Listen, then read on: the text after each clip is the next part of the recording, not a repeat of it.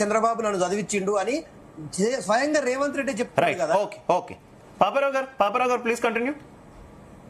ఏం లేదు, ఇప్పుడు కాంగ్రెస్ పెద్దలు ఇక్కడ మన మిత్రులు ఆయన ఉన్నారు కదా, ఆయన చాలా బాగా బ్యాలెన్స్ గా చెప్పారు. అంటే ఒక కాంగ్రెస్ పార్టీలో కూడా కొంత అసంతృప్తి ఉంది అనేది ఆయన మాటలు నాకు అర్థమైంది. అది ఆయన ఉద్దేశం అదే నేను అన్న కానీ ఆయన ఉద్దేశం అది. అంటే కాంగ్రెస్ పార్టీ కూడా అంత ఇప్పుడు కాంగ్రెస్ ఇది రేవంత్ రెడ్డి కాంగ్రెస్ వేరు, జాతీయ కాంగ్రెస్ వేరు. నాకు కనపడేది ఏంటంటే కాంగ్రెస్ మొత్తానిగా నెగిటివ్ కలర్ లో పోర్ట్రే చేయడం అసలు నా ఉద్దేశం కాదు.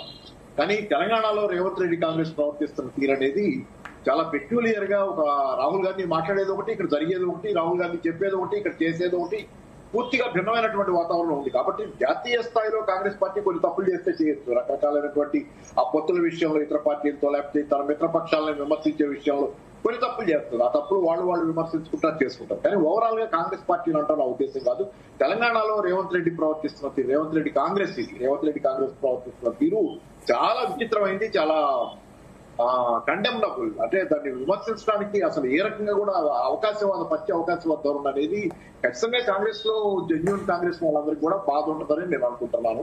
అది నా ఉద్దేశం. అంటే ఇంకా ఫైనల్ గా చెప్పేది అదే. ఏదైనా జెన్యూన్ గా కాంగ్రెస్ వాళ్ళు చాలా మంది ఉన్నారు ఇక్కడ, సీనియర్ కాంగ్రెస్ వాళ్ళు ఉన్నారు, కాంగ్రెస్ లోనే బతి, కాంగ్రెస్ లోనే పుట్టి, కాంగ్రెస్ లో పెట్టిన వాళ్ళు ఉన్నారు. వాళ్ళందరికీ ఖచ్చితంగా బాధ ఉంటుంది.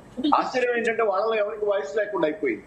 అంత చేయగలిగారు మరి రేవంత్ రెడ్డి గారు, వాళ్ళలో ఎవరికి వాయిస్ లేకుండా అనేది అది ఆశ్చర్యకరమైన విషయం. ఇప్పుడైనా కొంత ఏమన్నా మరి ఇట్లాంటివి జరిగిన తర్వాత ఆ ఘటనలో కనుక హరీష్ రావు గారు అన్నట్లుగా రేవంత్ రెడ్డి పాత్ర ఇదంతా నిజమైతే కనుక మరి కాంగ్రెస్ హైకమాండ్ ఏం చేస్తుంది అనేది అత్యవసర భేటీ పెట్టుకున్నారు. దీని గురించి అయితే కనుక అది చూడాలి. మరి చూస్తే కనుక ఎప్పటికైనా సరే ఏంటంటే ఒక సర్జికల్ ఆపరేషన్ అంటే దానిలో సర్జరీ ఆపరేషన్ అంటే ఒక సర్జరీ అవసరం కాంగ్రెస్ పార్టీకి తెలంగాణలోని మాత్రం నిజం. ఒక ఆపరేషన్ అవసరం, లేకపోతే కాంగ్రెస్ బతకడం కష్టం తెలంగాణలో.